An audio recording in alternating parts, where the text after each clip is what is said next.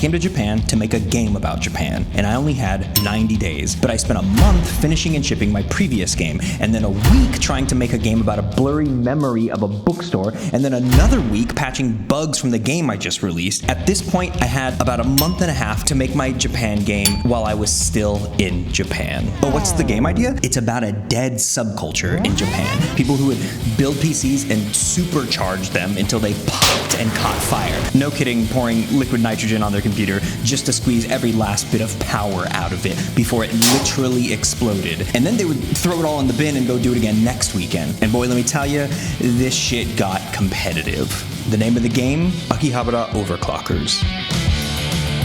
I wanted to capture the same hellish, seedy, punk rock energy, the desire to do something amazing by getting to the verge of breaking shit, and to do it in your bedroom, in the back alley of a ramen shop, in the winding passages of Akihabara Radio Center, to let the player compete for cash, to build up their rigs, to haggle with some shady dude in a stairwell next to a kombini, and of course, to become the very best. And fucking hell, man, like a week before this, I gave up on a game idea because I couldn't figure out how to make a feeling into something real and fun. And no fucking way was I gonna make some like Mickey Mouse ass, like stupid, you know, like if all the like actual dudes who did overclocking like saw this, they would be like, oh, that's not how it was, or like, that's fucking stupid. You know, like I couldn't do that. Like I needed to make something that those guys could be like, yeah, this captures like the feeling of it. I had to make something that like embodied the hobby and especially like the spirit of the time. And at this point, like I didn't have much time left, and no chance in hell were you going to find me making my Japan game like back home. I was going to build this shit in Akihabara. To get this done, I would have to overclock the human component. I got a great start. I was programming the building system and it felt, but then I hit my first major hurdle. My understanding of CPUs and how overclocking worked was like almost nothing. It was very skin deep. I've seen some videos. I've watched them pour liquid nitrogen, and I've been building all my own PCs since I was like 13 years old. But to build a game like this, I needed to understand what all that like multiplier, voltage, base clock, all that shit. I needed to understand what those things meant and like how they all impacted each other. So I studied my goddamn ass off, man.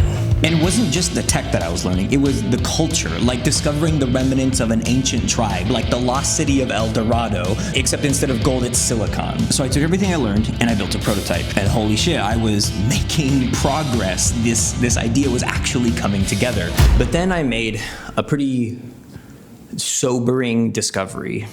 Overclocking CPUs is fucking boring, bro.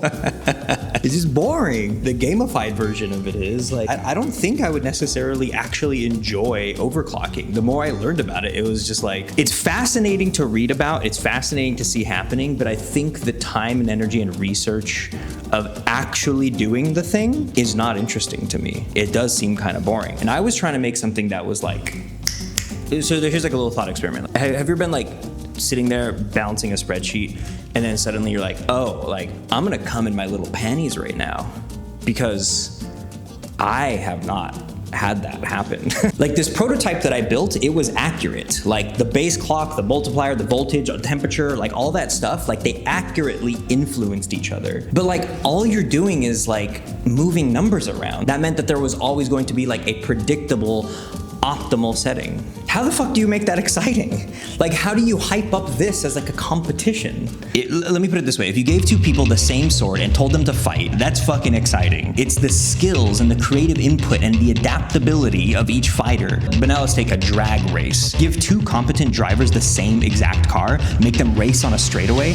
That is a lot harder to make exciting. They're not interacting or influencing each other. They're likely going to make very similar decisions. When to hit the gas, when to shift gears. And it happens so quick, it's all over before you can say flaccid penis. So I did get an idea, a plan to introduce variability, a spice to overclocking. Look at this straight away. Boring. Now look at this fucking Mario Kart map. Do you see the difference? Look at these goddamn curves. What a babe. That's hot. That's sexy. That's gonna make your panties sopping wet by the end of the race. So what is the equivalent of a twisting and turning track? in overclocking CPUs? Well, first ask, what do you do when you hit a corner in Mario Kart? Some corners, it's good to just slow down. In a lot of corners, you gotta hit the drift. And while you're drifting, you gotta steer with the drift. You are meeting conditions at key moments to maintain your momentum. In overclocking, you compete on a straightaway bench test. It's linear. You set all your settings correctly, you start, and then a few moments later, it finishes. But what if along this straightaway, you put little events, the twists and turns, key moments at which the player needs to meet conditions in order for them to maintain momentum. This started to feel good. This started to feel like a race. It finally stopped feeling like I was doing my fucking taxes and started to feel like I was rally racing my PC. I knew in my heart of hearts that there's a wonderful game here. I even spent a few days hashing out this narrative about like the tradition of like passing on overclocking, about using overclocking as like a metaphor for pushing yourself to your limits, but that like finding your limits means that sometimes you might catch fire, that you might cause irreparable damage. And you know, I found the best parts of this game after working on it for about like 2 weeks. But the following month was a much slower burn. Like sure, I was discovering how to design a game like, how to pace a game like this. But like the discovery, you know, this like carving a new path, it's time consuming. It takes a lot of time. And while it made me happy to find that the game had like, you know, a real beating heart behind it, I was also kind of like devastated to think that like, at this rate, it would take me like a fucking year to properly develop the full game of like what this idea was. And I mean that in like the smallest scope. I really did try to think like the sort of most bare minimum version of it. Like even the smallest one that I could be excited about would take so much time. I was paralyzed by the thought of like, should I shelve this project? Should I just move on to something else? Or do I overclock the human, risk catching fire and causing irreparable damage?